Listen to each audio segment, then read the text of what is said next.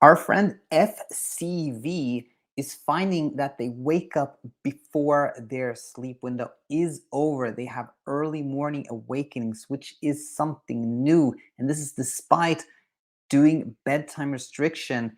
How can they respond to this? What should they be doing? Well, in this episode of the weekly roundup, I have an amazing series of replies from the community that is answering this question from FCV in a wonderful way. And this is why I'm so happy whenever someone says, I stumbled across your channel, because I know there's so much gold, particularly in the comment section.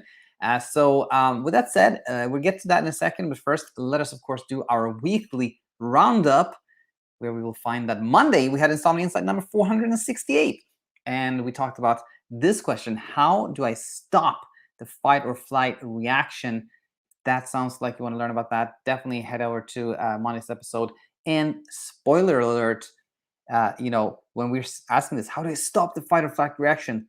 That actually shows that the fight or flight reaction has become this perceived threat, the thing we want to escape, which then triggers the fight or flight reaction. More about that in Monday's episode.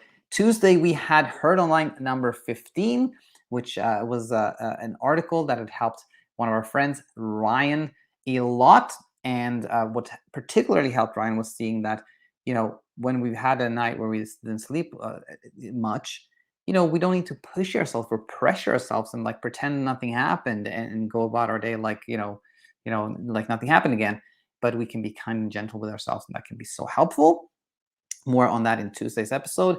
Wednesday, we had our live Q&A, and we had Insomnia Open Class number 160. A lot, I think, there to learn, as always. I think those live classes bring so much value. But I want to share a really nice awe moment in this episode. Ashley shared that she was pregnant and worried about her baby, and I replied, I replied to that.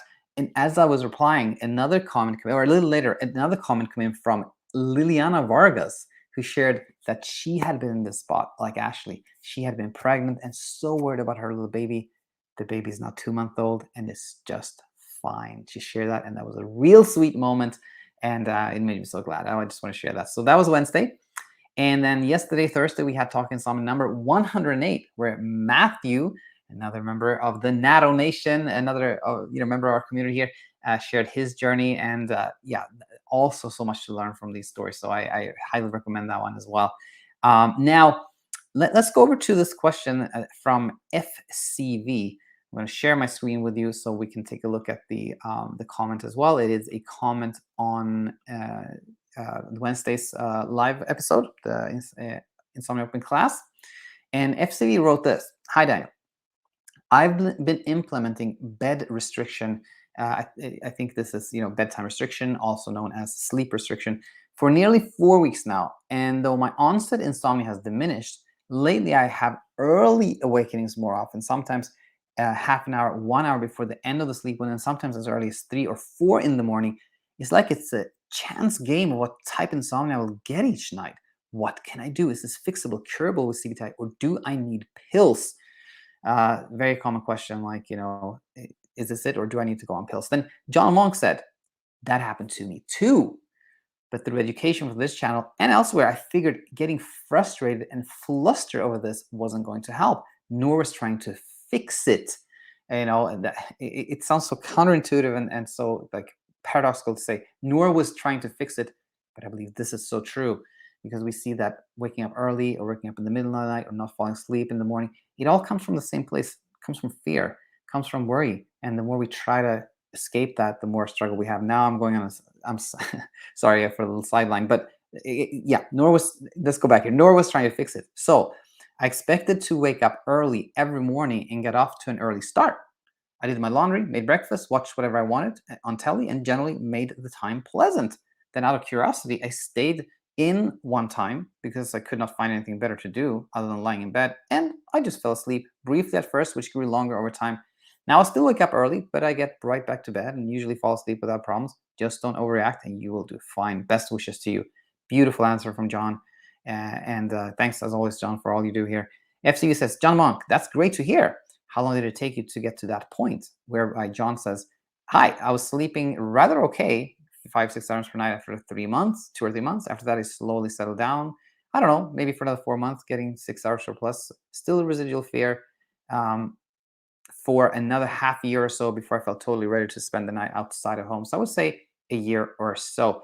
And it can like when you hear this, a year, that can seem like, oh my gosh, that is such a long time. But you can see from John's reply that that was not a year of struggle. It was a year of like learning, unlearning fear, educating oneself, and it's I think it's so helpful to know that yes, it can take time. It can be bumpy road, but as you can see from John's reply here, it's not like John is looking back on that time with you know wishing that had never happened or something like that. John is sharing that it was a year of learning and growth, really. And So he says, so I would say a year or so. It also depends on your personality to some extent. Your recovery will likely extend beyond what you have learned here and left the channel. It's an interesting journey, and I hope you learn something about sleep and life in general along the way. Try to see the educational, amusement, and comical side of it as well, and try not to take everything so seriously. Just beautiful reply from John here. And then Laura chimes in as well. John Monk is so correct here. It's essential not to overthink it. Let go of overreacting. Overreacting stimulate our brains to make us more awake.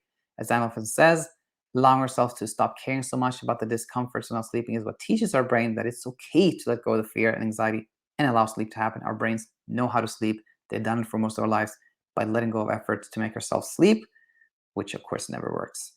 And yeah, so we'll pause. We'll end that conversation there. But again, it was really, really valuable. I want to thank John for that, and I hope it brought a lot of value to you as well, particularly if you have these early morning awakenings.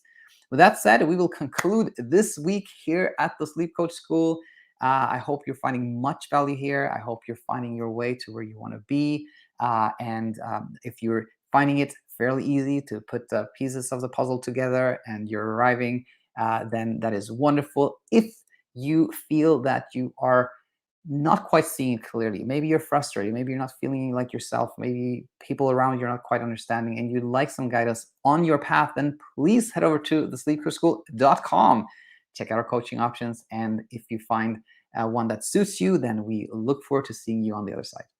With that said, wishing everyone a wonderful weekend. I'm rooting for you and look forward to having you here real soon. Until then, bye now.